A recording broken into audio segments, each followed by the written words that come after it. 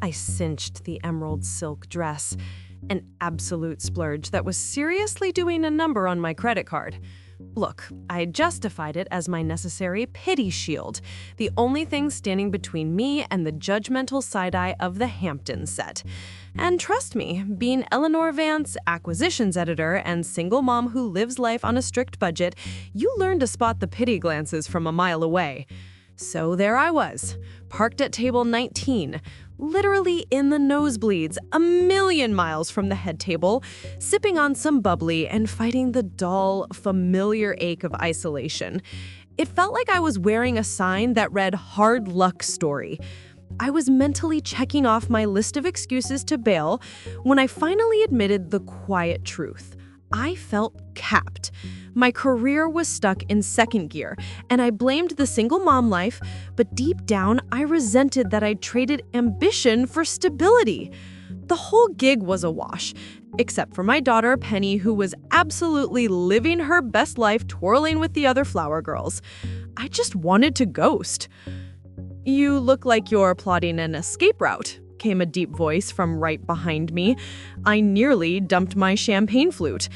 I turned, and instantly my professional invisibility, my safe space, was gone, blown up. Standing there was Marcus Thorne, the CEO. The man was stacked, 6'3", looking impossibly tailored, with eyes the color of high-end bourbon. He radiated authority, the kind that makes you pause. For 3 years, I'd been a ghost in his corporate halls, and now he was giving me the full, intense once-over. The sudden, unwelcome spotlight sent a shiver of pure sexual tension straight through me, a powerful, primal hum I hadn't felt since, well, ever. "Mr. Thorne," I stammered, feeling like a total mess. "What are you doing here?" He just gave a slight smile that didn't quite reach his eyes, and instead of giving me a slick answer, he hit me with the unexpected. "The Starlight Canyon series, it's blowing up. It's a great acquisition. I know who you are, Eleanor." That value reversal totally caught me off guard. I wasn't invisible. I was seen and professionally appreciated. It was a hell of a psychological hook, and suddenly the boring wedding was charged with unexpected mystery and the thrill of being recognized. His simple acknowledgement, "I know who you are, Eleanor," crushed my pity shield and hit me with a potent mix of professional pride and sizzling awareness. Before I could even process the sudden shift in our dynamic, the bottom dropped out. Over by the dance floor, Penny was frozen, eyes wide, her little dress splashed with red wine. Mom panic instantly took over, and I was halfway out of my seat before I could think. But Marcus was faster. "Let me," he said, producing a perfect, crisp white handkerchief. There was a quiet, effortless competence in the way he handled the situation, explaining he had Mises and was used to the chaos. Watching the intimidating CEO of Thorne Media kneel down, perform a quick coin magic trick to distract Penny, and then gently dab her dress was intensely sensual. A glimpse beneath the corporate armor to a kind of controlled, gentle strength. It proved he wasn't just book smart, he was human smart. When they returned, Penny was giggling, the crisis averted. That's when the mystery deepened. Jackson and I were roommates at Dartmouth. I'm surprised we haven't run into each other. The realization that he moved in this world, the world far above my Brooklyn apartment, only cemented the social gulf between us. Then the hook hit. My phone buzzed, the sitter had canceled. Total family emergency. My mind went into overdrive, calculating the hour drive back, the inevitable exhaustion, and Penny's meltdown.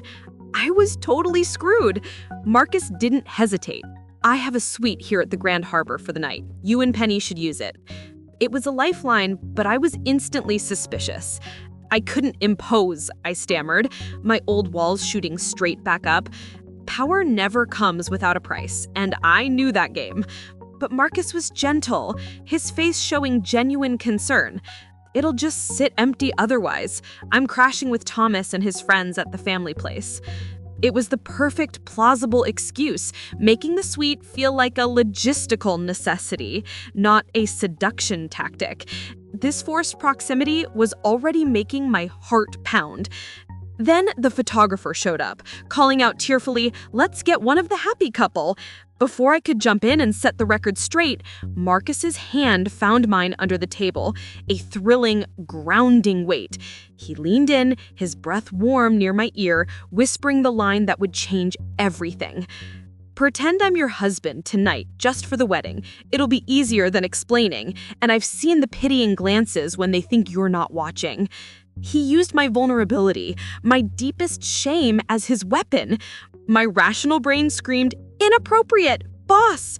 But the part of me that was sick of being judged and desperately craved a night where I wasn't just Eleanor, the single mom editor, whispered, "Just once, let someone protect you."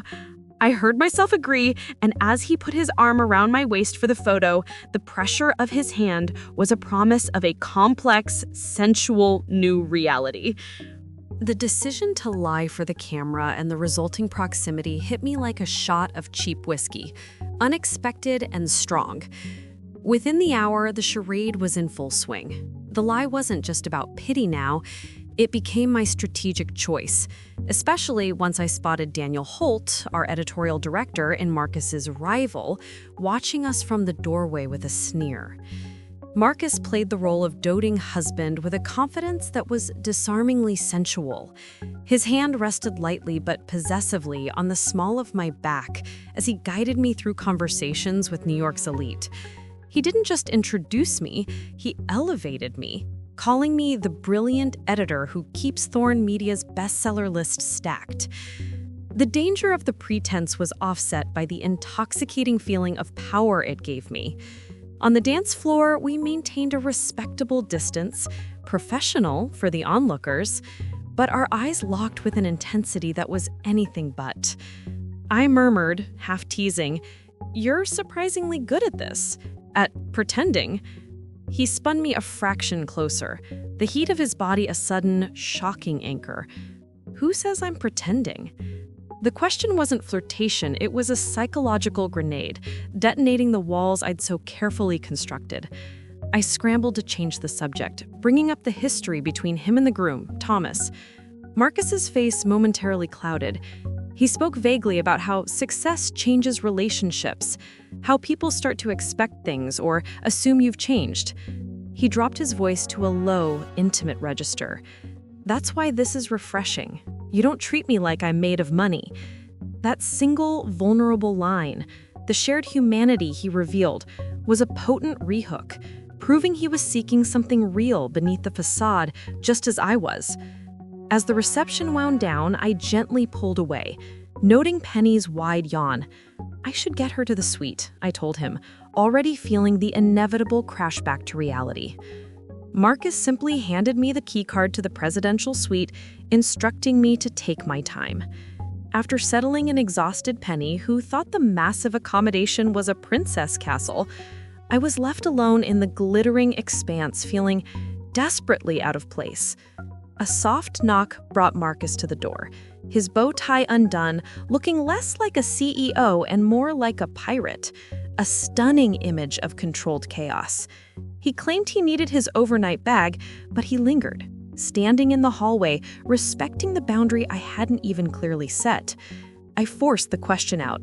"Marcus, why are you really doing this? The suite, the protection, what's the angle?" He set his bag down, his expression unreadable. I braced for the standard male answer, stating sharply, "In my experience, men, especially powerful men, aren't kind without a reason." He met my eyes, the challenge clear. "That says more about the men you've known, Eleanor, than it says about me." He then revealed the core of his professional transparency. He was investigating Daniel Holt for sabotaging my career by intercepting 3 separate promotion offers. The revelation hit me like a physical blow, simultaneously validating my resentment about my stalled career and flooding me with righteous fury against Daniel. Marcus's confession of regret, "I should have paid closer attention," was surprisingly sincere, and it forged a new bond between us, rooted not in romance but in a shared struggle for justice. He didn't leave after retrieving his things. He sat and talked with me for an hour about manuscripts and the industry, allowing me to see the editor he once was. By the time he left for Thomas's house, the physical tension was still high, but it was overshadowed by a deep, complex trust, a dangerous, stolen moment of connection that felt more real than the entire wedding. Walking into the gleaming lobby of Thorne Media on Monday morning felt surreal. The emerald dress was back in the closet, replaced by my usual armor, a smart blazer and my serious editor face. But my mind was anything but professional, still wrestling with the complex trust established in Marcus's suite. I ran into Daniel Holt in the elevator, his smug expression making my skin crawl. He made some passive-aggressive comment about my illness, and my stomach twisted with the knowledge of his deceit. This time, I refused to crumble. The righteous fury sparked by Marcus's revelation gave me a core of steel I hadn't possessed before. Later, Marcus didn't summon me to an executive meeting. He asked me to meet him privately. There was no immediate firing. The corporate world doesn't work that fast. Instead, he showed me the documented evidence, intercepted emails, HR communication logs, proof of Daniel systematically squashing 3 separate promotion approvals. The visual evidence of betrayal was a gut punch, confirming my deepest suspicions about why my career had stalled. This wasn't a sudden gift, it was a slow, deliberate act of sabotage, and the validated frustration was a powerful psychological hook. Marcus, serious and contrite, promised a full internal investigation. Daniel was still in the building, still my direct superior, forcing me to navigate the simmering professional danger daily, knowing the truth while pretending I didn't. This slow burn was necessary, demanding that Marcus and I continue to secretly collaborate while maintaining a professional distance that felt increasingly dishonest. Over the next 3 weeks, the tension was a physical constant. Daniel's presence was like a low-grade fever, intensifying my resolve. Marcus finally invited me out to that small Thai place around the corner. This time it was explicitly framed as a covert business strategy session. He cut the corporate pleasantries and revealed the next threat. Our high-profile Starlight Canyon author was being poached, almost certainly by Daniel feeding proprietary information to a rival house. This concrete threat required an immediate countermove. We weren't flirting, we were wargaming. As we worked through strategies, the emotional pressure of our close alliance began to chip away at my walls. I instinctively raised the topic of my vulnerability. I shared the full, ugly truth about Michael Delaney, the musician who walked out months before Penny was born and later became famous. It was a raw confession, detailing how his manipulative selfishness led me to believe that men with power and ambition were toxic. It was my truth for truth moment, giving Marcus the key to my deepest psychological barrier. Marcus didn't react with shock or pity. He simply listened intently, accepting the harsh reality of my past. He simply nodded, solidifying the idea that he was different, a safe man who valued my honesty. Then he proposed the author retreat, not as a quick romantic getaway, but as the necessary, immediate step to save our authors from Daniel's sabotage. The stakes were no longer about a kiss. They were about our shared professional future. Friday found Penny and me checking into the upscale Lakeview Lodge in the Catskills.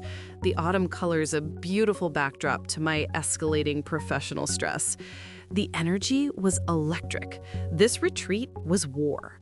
The mood crashed when the receptionist informed me there was no room booked under my name. I didn't need a detective to figure it out. Daniel's influence in administration was his last petty weapon. I felt the familiar burn of panic, a terrifying feeling when you're responsible for a child, but mixed with a powerful cold fury that this sabotage was deliberate. Marcus arrived, looking unfairly relaxed in casual jeans and a sweater. His brow furrowed instantly, shifting into full CEO mode as he confirmed my suspicion.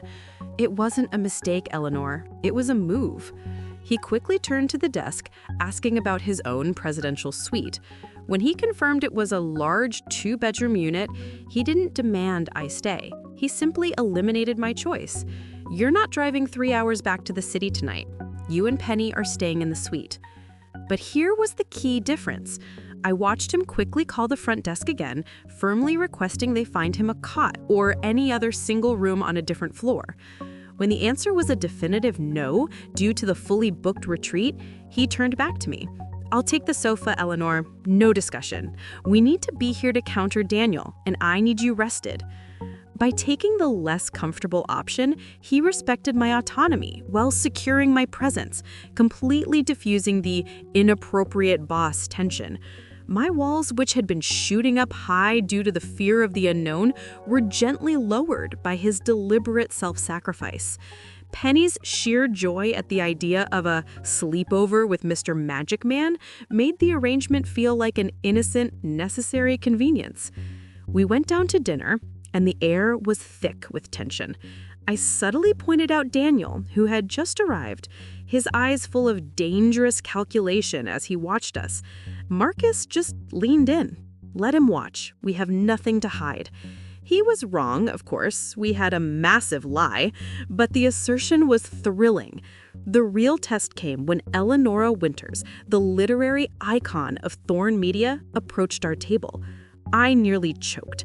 When she saw Marcus helping Penny sound out words on the kids' menu, she smiled knowingly. "You make a lovely family," she observed, settling in with us. The statement was pure social reinforcement, making the pretense feel solid and real. My internal voice screamed to correct her, but I hesitated. Marcus jumped in smoothly, affirming we were fortunate to know both of these remarkable Welsh women. The conversation that followed was the high point of my career. Eleanor engaged me, the new editorial director, in a deep professional discussion, and by the end, she had invited me, not Marcus, to breakfast to discuss a major publishing plan. This professional coup, achieved while appearing as part of a strong unit, solidified the strategic success of the lie. The final, powerful psychological hook of the night was the dawning realization. The longer the pretense continued, the more I feared losing the feeling of being part of this easy, functional unit, the very thing my soul, scarred by Michael, had been quietly craving.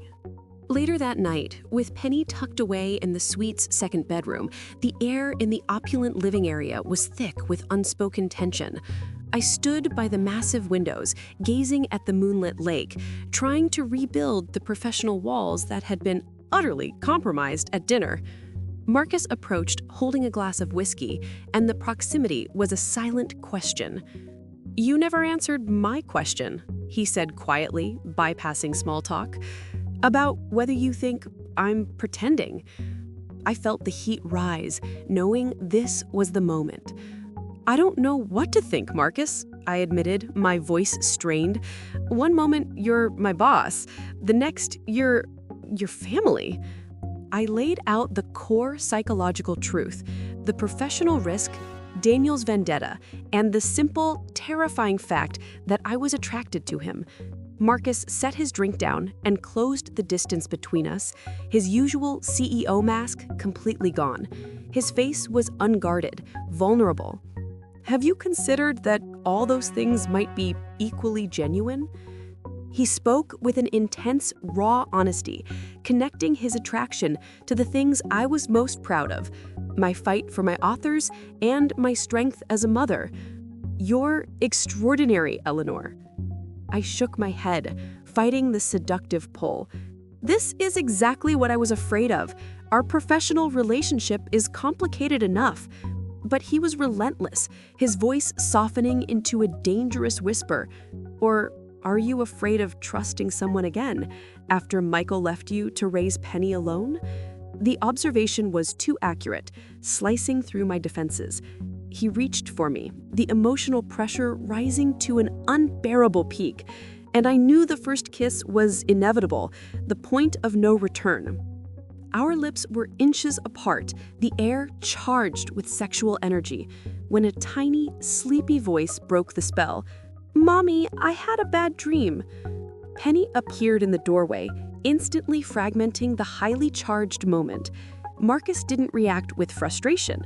He seamlessly transitioned back to the gentle magic man, kneeling to her level and patiently guiding her through the coin trick again, focusing completely on her dragon fears. Watching him, my walls crumbled further, replaced by a growing conviction that this was authentic. After settling Penny, I returned to find Marcus on the phone, his face hard. He ended the call and confirmed my dread. Daniel had been caught accessing and photographing confidential contract materials, a final vicious act of sabotage. I need to handle this, stay here, lock the door, I'll be back as soon as I can. The professional crisis ripped him away, leaving me alone, emotionally exposed and physically vibrating from the near kiss. Unable to sleep, I checked my work laptop. A new anonymous email appeared. Proof of Thorne's manipulation.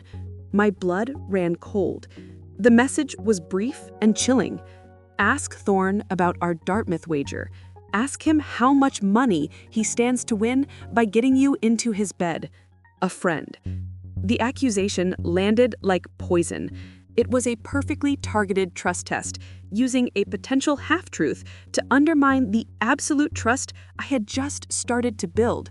The high of our almost kiss instantly curdled into paralyzing doubt. Was the powerful, charming man who just kneeled for my daughter simply a manipulator, playing a sophisticated erotic game? I didn't sleep.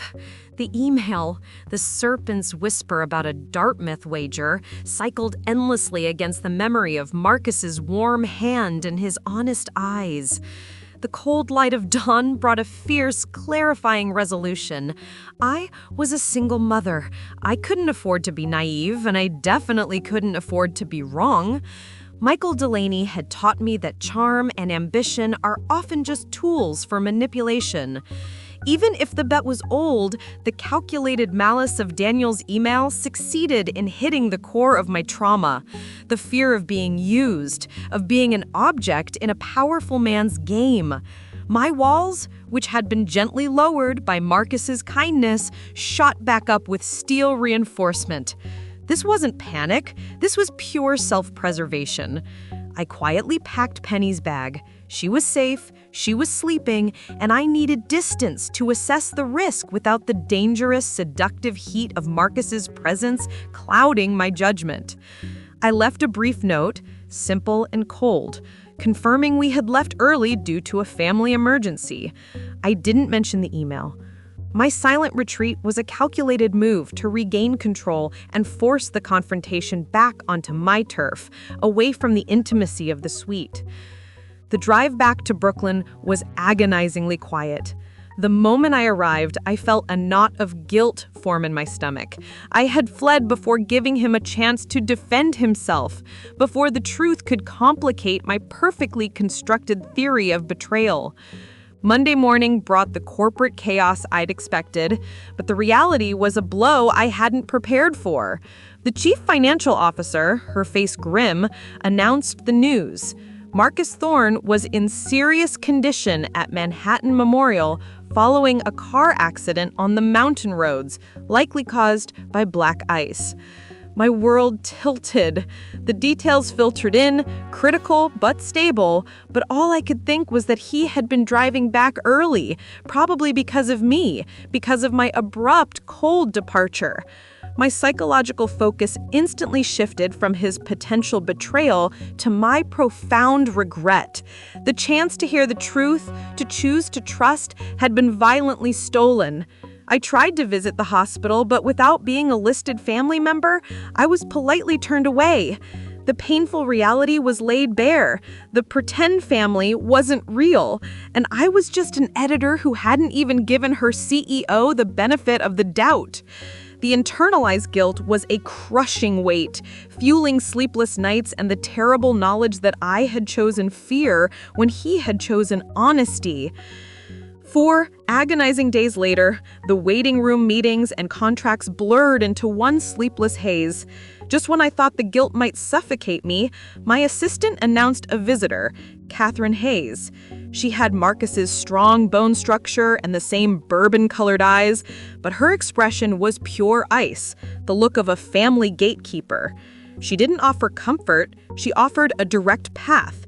Marcus was awake and asking for me, she said, her voice coolly assessing. My brother regained consciousness this morning. Apparently, he's too stubborn to die before resolving whatever situation exists between you two. She mentioned the specific keywords, Daniel Holt and an old college bet. My stomach dropped. The terrible accusation was true, or at least based on something real. Catherine's expression softened slightly as she confessed her own role. She was the one who had told Daniel the story years ago and had warned him never to use it. This small piece of information added irony and credibility to Daniel's malice. He hadn't invented the lie, he had simply weaponized a known truth. Catherine wasn't being kind, she was ensuring I wasn't a threat. Her car was waiting, and I went, driven by a desperate need to face the truth, however painful it might be. I hesitated in the doorway of the private room. Marcus looked pale, his arm in a cast, but his eyes were alert and found mine instantly. "Eleanor," he whispered, a sound that held both relief and plea. I approached the bed cautiously. I went straight for the heart of the matter. "The email, Marcus. The bet." He closed his eyes briefly. Daniel's final attempt to drive a wedge between us. Clever of him to use a partial truth rather than an outright lie. He confirmed the reality. 20 years ago, a drunken juvenile library bet with Thomas and Daniel about dating girls from different library floors. It was juvenile, objectifying, and something I'm not proud of, he admitted, meeting my eyes directly. But it ended there, Eleanor. It has absolutely nothing to do with you. He explained Daniel knew the story would sound plausible enough to trigger my fear, my deepest psychological wall built after Michael. Marcus reached for my hand, his uninjured grip firm. "I've spent the past 3 years watching you, seeing your integrity and talent, developing feelings for you that have nothing to do with ancient history and everything to do with who you are." His honesty, stripped bare in the sterile hospital room, was a visceral anchor. I knew I was at the ultimate crossroads. I solidified my non-negotiable term. I need you to understand something. Penny isn't just a part of my life, she is my life. His response was immediate and unconditional. I adore Penny, her magic tricks, her dragon fears. She's extraordinary, just like her mother. The man who lay injured before me had continuously chosen respect over ego and gentleness over ambition. I chose to trust the man I saw, not the ghost of a college boy. The final act of choice was sealed not with a kiss, but with the appearance of my daughter.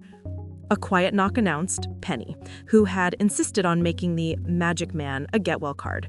She approached the bed cautiously, her eyes wide with concern.